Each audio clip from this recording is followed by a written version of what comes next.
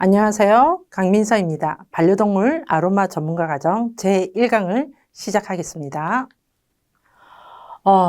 제1강은 일단 반려동물 아로마 전문가가 무엇인가 하는 것과 아로마 테라피의 역사에 대해서 한번 알아보는 시간 가지겠습니다.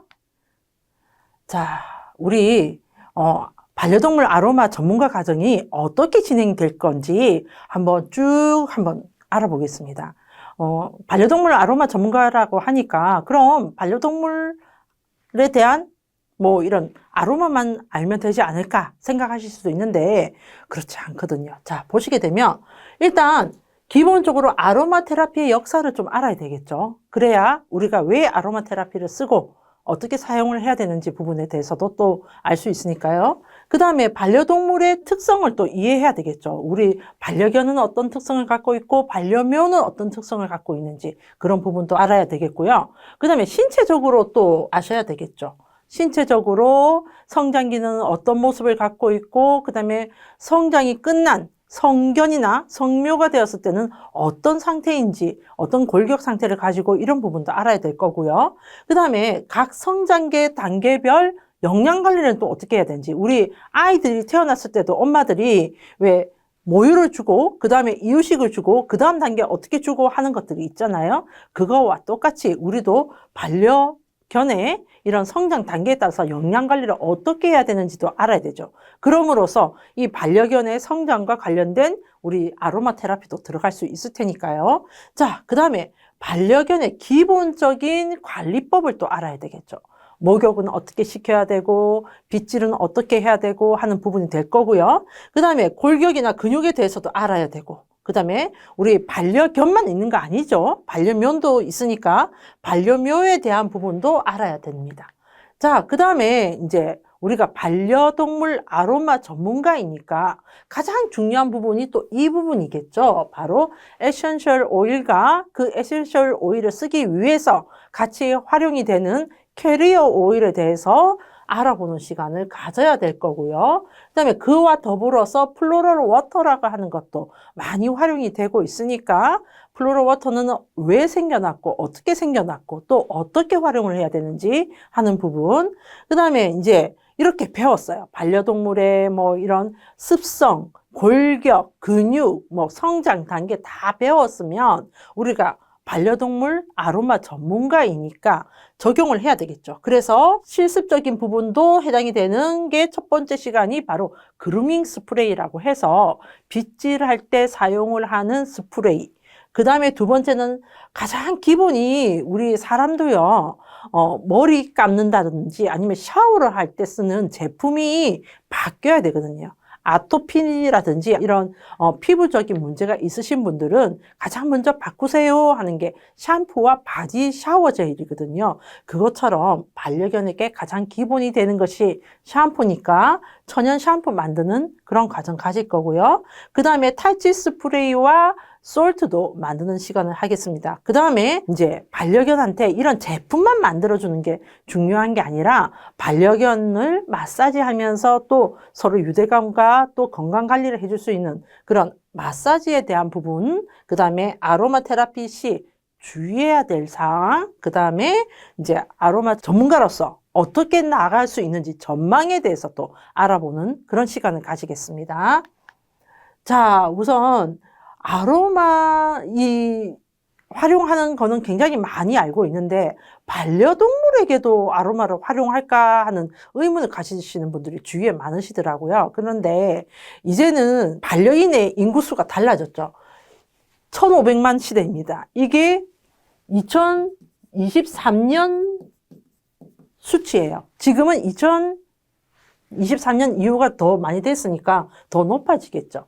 그러면서 이 반려인들이 반려동물, 반려견과 반려묘가 있는데 이렇게 같이 생활을 하는 늘어나면서 모든 반려인들의 공통 관심사가 어떻게 되냐면 내가 키우고 있는 반려동물이 좀 더 건강하고 행복하고 오랫동안 같이 있어주기를 바라는 마음이 강해졌어요.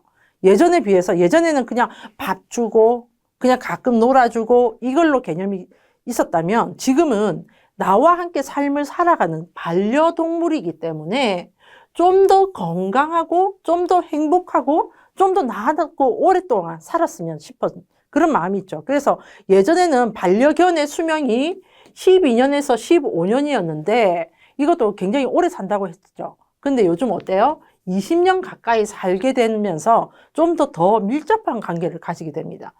자, 그래서 반려동물의 건강한 삶을 위해서 정신적, 육체적, 영혼적으로 균형을 이루는 것이 중요한데 우리 반려동물 아로마 전문가가 반려동물에게 아로마 테라피로 이 정신적, 육체적, 영혼적의 균형을 맞춰주는 역할을 하는 게 바로 이 반려동물 아로마 전문가라는 것입니다. 자, 보시게 되면 반려견은 인간보다 더 섬세하게 뭐가 발달되어 있죠? 시각, 청각보다 더 발달되어 있는 게 바로 후각입니다. 후각.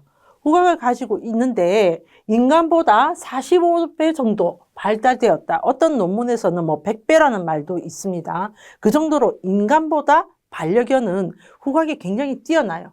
그러면서 이 후각 활동을 통해서 감정 부분을 해결을 하고 스트레스를 해소하는 거예요.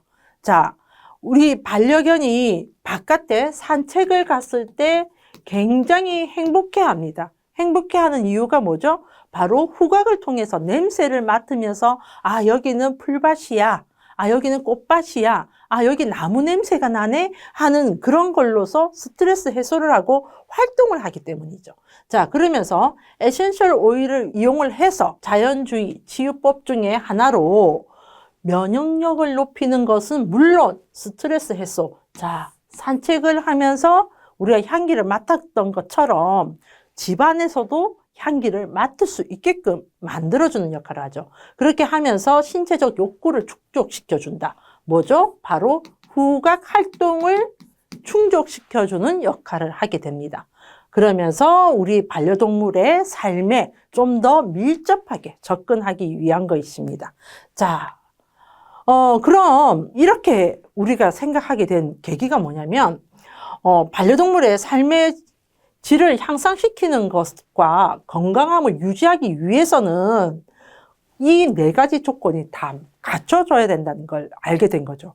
바로 신체적인 균형, 영혼적인 균형, 그 다음에 정신적인 균형, 마음의 균형, 이 네 가지 요소가 다 균형을 이뤄야 전체적인 균형감으로 오는 홀리스틱 케어가 될 수 있다라는 것을 알게 되면서 모든 케어를 우리 반려동물을 왜 인간적인 접근으로 전인론적 접근으로 하게 되면서 아로마 테라피가 필요하다는 것을 알게 된 거죠. 아로마 테라피는 이 네 가지 홀리스틱 케어인 정신, 영혼, 마음, 신체 이 부분에 다 가능한 것이 바로 아로마 테라피인 것입니다.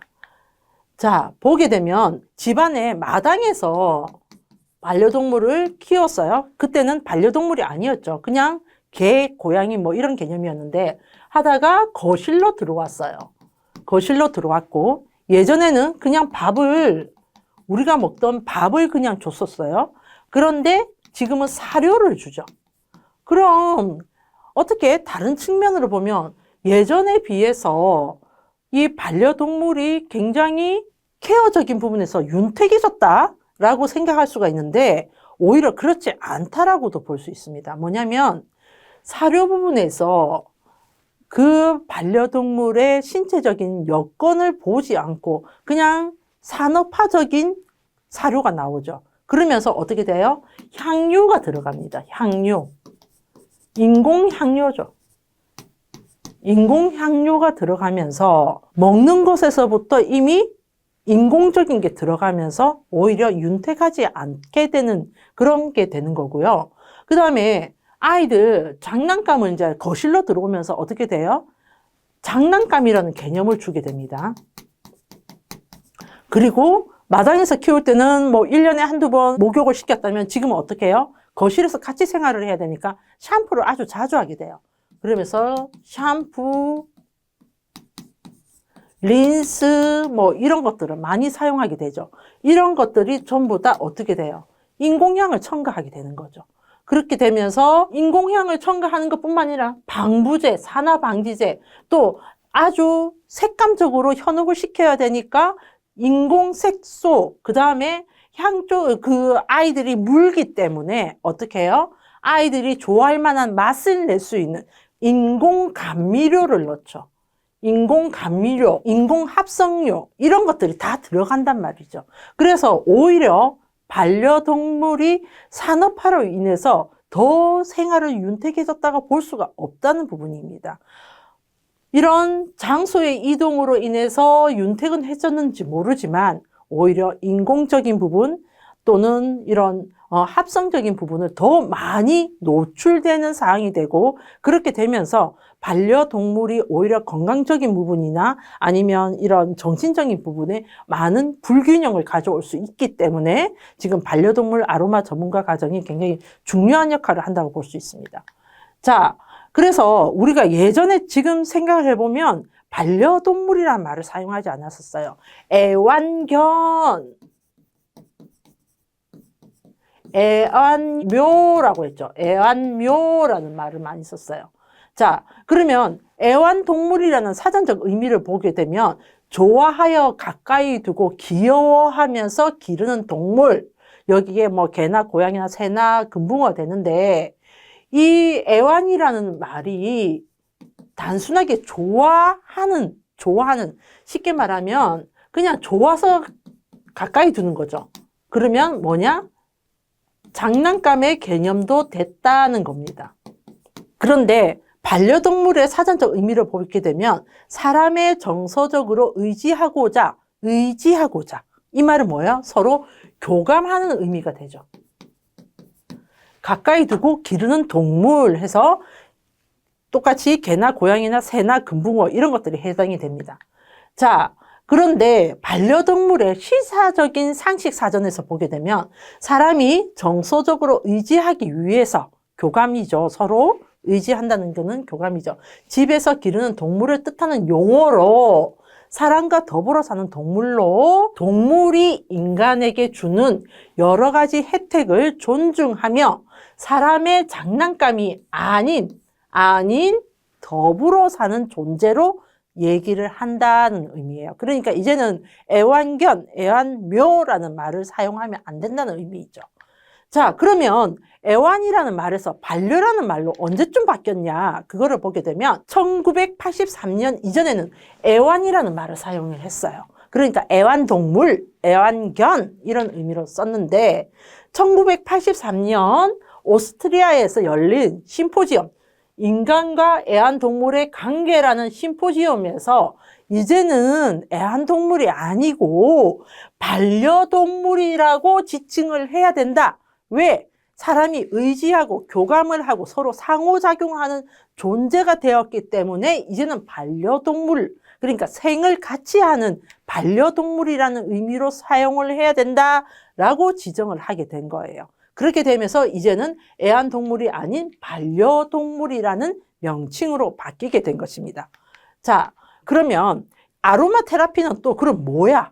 아로마 테라피 얘기는 많이 들었어. 아로마 테라피는 그냥 뭐 향기 나는 뭔가 같아 라고 얘기를 하실 수 있는데 정확하게 용어 정리를 해드리겠습니다. 아로마 테라피란 향기에 해당하는 아로마와 테라피, 치유의 합성어예요. 그러니까 향기로 치유한다라고 보시면 돼요. 그냥 단순한 향기 나는 무언가가 아니라 향기 나는 치유하는 의미입니다. 그러니까 이 치유라는 개념이 들어가기 때문에 인공향은 해당 사항이 없겠죠. 식물에서 추출한 천연향이어야 된다는 게 전제가 되는 겁니다. 자, 그래서 약효 성분이 그냥 아무 식물이 아니라 약효 성분이 있는 식물에서 추출한 향기가 나는 약효 성분으로 면역력을 향상시키고 그 향상시키는 면역력을 항상성을 유지시켜주는 게 바로 아로마 테라피다라고 보시면 돼요. 그러니까 우리가 약효 성분이 있는 식물에서 향기 나는 그 식물에서 추출한 그 성분으로 치유를 하면 면역력이 향상이 되고 그 향상된 상태를 계속 유지시켜주는 게 바로 아로마 테라피다라고 보시면 돼요. 그럼 이 아로마 테라피라는 것을 누가 정의를 내렸냐?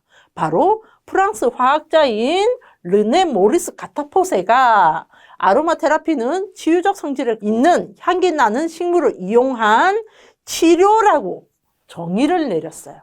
그러니까 프랑스의 화학자가 이렇게 정의를 내렸고 치료 개념과 치유 개념을 달리 보게 된다면 자가치유적인 개념의 접근법이다. 그러니까 치료와 치유는 조금 다르죠. 치료는 어느 병을 그냥 치료하는 거고 치유는 뭐냐면 스스로 자가 면역적으로 움직여서 스스로 치료하는 개념을 치유라고 합니다. 그래서 아로마 테라피는 치유 개념으로 보는 것이 맞다는 개념입니다. 자, 그래서 이렇게 좋은 아로마를 그러면 아로마가 치유를 한대. 언제부터 했어? 그럼 역사부터 좀 한번 볼까요?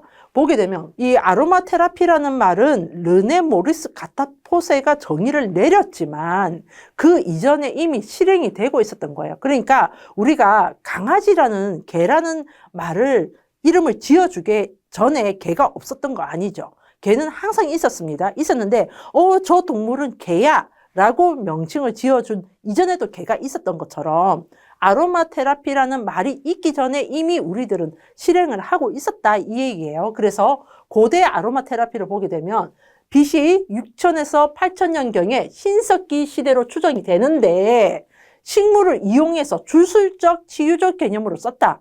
그러니까 이런 개념이 어디서 나오냐면 동굴, 벽화나 화석에서 나왔는데 자, 옛날에는 주술적인 의미가 굉장히 강했어요. 주술적인 의미는 뭐냐면은 신과 통한다는 뜻이에요.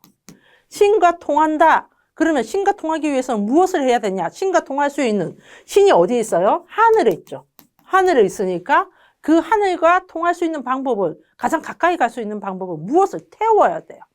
태워야 되니까 식물을 태워서 신과 함께 내가 통하고 싶다 하는 의미로 아로마 테라피를 썼고요. 그 다음에 우리가 상처가 났을 때 식물을 빻아서 붙인다든지 아니면 식물을 이용해서 어떤 치유적인 행위를 한 거죠. 그게 바로 이 고대 아로마 테라피에 들어간다는 거죠. 식물에서 한 거니까. 그 다음에 BC 5000년경에 인도 하면은 유명한 아유르베다 건강요법이 있어요. 인도 하면 생각하는 게 요가도 생각을 하지만 아유르베다도 많이 생각을 합니다. 그래서 이 아유르베다에서 보면은 이 에센셜 오일을 이용해서 많이 했어요. 뭐 예를 들면 진저라든지 아니면 투메릭이라든지 이런 오일들을 이용해서 땅, 하늘, 바람, 빛 뭐 이런 개념으로 건강요법을 했습니다. 자, 그 다음에 이집트에서도 의학이나 시체봉합. 자, 이집트 시체봉합이 뭐죠? 바로 미이라죠. 미이라의 시체를 이렇게 왕족 시체를 할 때 보면 에센셜 오일을 이용을 해서 이 왕이 영원히 죽지 않고 내세에도 같이 간다는 의미로 많이 행이 있죠. 그러면서 종교적인 의미나 미용적인 의미, 가장 이집트 하면 또 생각나는 미용적인 의미가 있죠. 바로 클레오파트라. 이런 의미에서 이집트는 굉장히 이 에센셜 오일을 많이 사용을 했습니다. 그 다음에 BC 2500년경에 그럼 외국에만 이렇게 이루어졌냐? 아니에요. 중국에서도 많이 아로마 테라피를 했는데 바로 황제내경이라는 곳에서 다양한 식물과 식물이 존재하는 약효 성분에 대해서 저술을 했죠. 그래서 이 한의학에서 많이 참고하는 서적이죠. 황제내경. 그 다음에 중국에서 또 본초 강목이라는 것도 지어냈습니다. 여기서 200가지 이상의 식물을 혼합해서 처방전을 내리는 것을 적어놨어요. 그러니까 한약을 어떤 식물과 어떤 식물을 혼합을 해서 처방을 내려서 어떤 병에 대해서 치료를 하는 개념으로 갔죠. 그것이 바로 아로마 테라피라고 보시면 되고요. 그 다음에 BC 1000년에서 AD 200년까지는 기독교의 경전의 성경에서 아로마 테라피가 기록이 되기도 했습니다. 자, 고대 아로마 테라피에서 가장 이제 대표적인 인물로는 히포크라테스를 볼 수가 있어요. 그리스 의학자인데 히포크라테스가 의학의 아버지죠. 의학의 아버지라고 지칭이 되는데 이 지칭이 될 수밖에 없었던 게 히포크라테스가 굉장히 아로마틱한 그 의술 행위를 많이 하게 돼요. 그러면서 자연 치유력에 기초하고 있으며 건강에 이르는 기본 원칙은 아로마틱 물질로 목욕하고 마사지하는 것이다 라고 정의를 내렸어요. 특히나 히포크라테스는 오레가노라는 식물로 치료를 많이 했는데 오레가노가 바로 항생제 식물이거든요. 항생제 식물이고 항생제 오일입니다. 그래서 히포크라테스가 현재의 의학의 아버지가 될 수밖에 없었던 것이 바로 이 아로마틱한 물질 오레가노를 많이 활용하면서 이루어졌다라고 보면 되고요. 그 다음에 그리스 철학자이면서 과학자인 테오프라스토스는 향기에 관한 역사상 최초의 논문인 향기에 관하여를 저술을 했어요. 이게 뭐냐면 이제 식물에 대한 탐구에 대한 저술도 있고요. 그리스 철학자인 이분은 논문을 향기에 관해서 식물에 대한 탐구에 관해서 이미 BC 300년경에도 저술을 했다는 겁니다. 그 말은 뭐냐면 이 식물이 단순한 식물이 아니고 이 향기가 단순한 향기가 아니다. 치유적인 효과를 가진다 하는 것을 저술로서 표현한 것이고요. 그 다음에 로마 약학자이자 식물학자인 디오스코리데스는 식물학과 약물에 대한 논문을 발표하는데 약물지를 출간을 했다. 그러니까 쫙 보시게 되면 역사학적으로 이미 오래전부터 식물에 대한 향기에 대한 이런 치유적인 의미로 저술도 하고 많이 활용을 했다 하는 것을 볼 수 있습니다. 자, 이 그림 보이시나요? 여기 이렇게 뾰족한 거 보이시죠? 이게 뭐냐면 이제 예전에 우리가 세계사를 배우게 되면 흑사병을 많이 얘기를 하게 됩니다. 흑사병을 얘기하는데 그 흑사병이 돌 당시에 의사들이 이렇게 부리 형태의 마스크를 쓰고 다녔다고 그래요. 왜냐하면 흑사병은 전염성이 강하기 때문에 마스크를 쓰고 다닐 수밖에 없었는데 이 새 부리처럼 생긴 이 부분에다가 허브, 그러니까 우리가 일명 말하는 아로마 테라피적인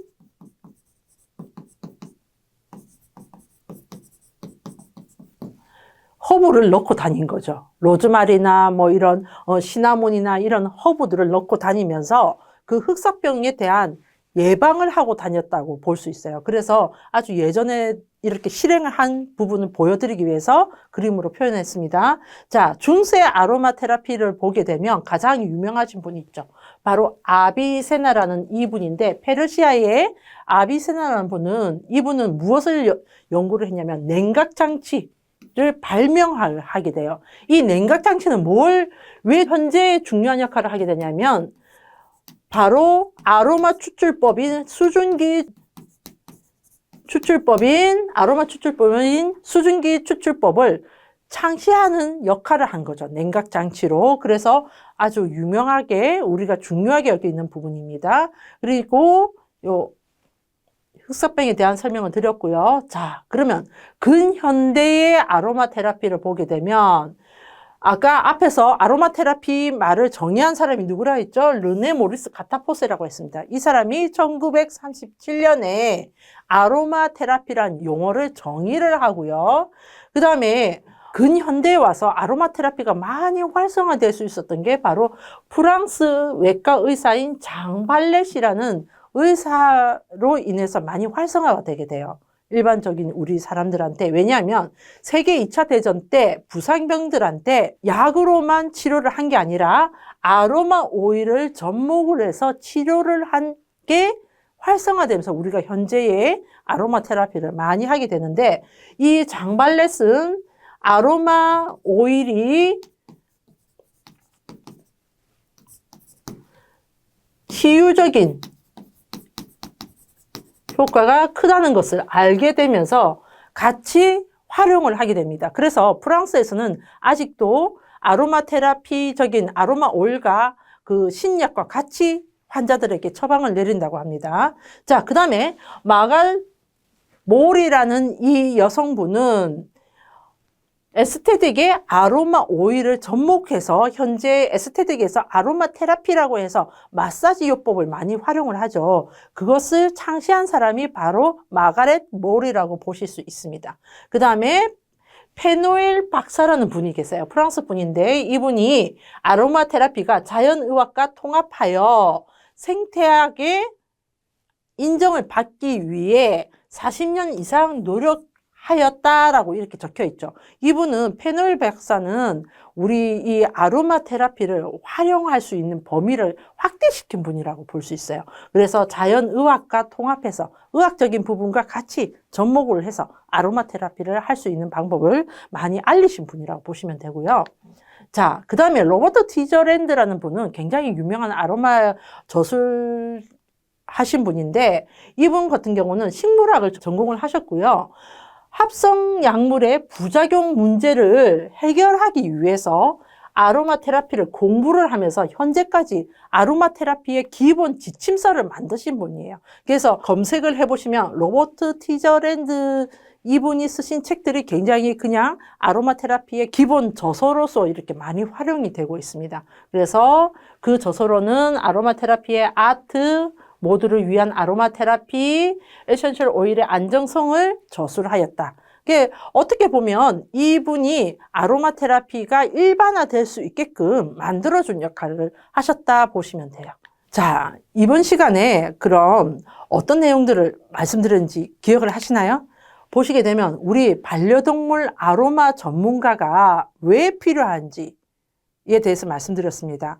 애완동물이 아닌 반려동물로서 우리와 함께 삶을 영위하면서 그 반려인들의 공통적인 관심사가 더 건강하게, 더 행복하게, 더 오래도록 우리 반려동물이 함께 하기를 원해서 그럼 그 반려동물을 그렇게 오래도록 우리와 함께 할 수 있는 방법이 뭘까 해봤더니 아로마 테라피가 홀리스틱적인 케어가 될 수 있더라 하는 부분으로 그래서 우리 반려동물 아로마 전문가가 필요한 부분에 대해서 말씀을 드렸고요. 그 다음에 아로마 테라피가 그냥 단순하게 근대에 와서 우리가 그냥 아로마를 사용함으로써 생겨난 것이 아니라 고대부터 현재까지 쭉 역사를 이렇게 알려드리면서 오래된 역사를 가지면서 아로마 테라피가 실행이 되고 또 그에 따른 논문이나 이런 것들이 나왔다는 거 알려드렸습니다.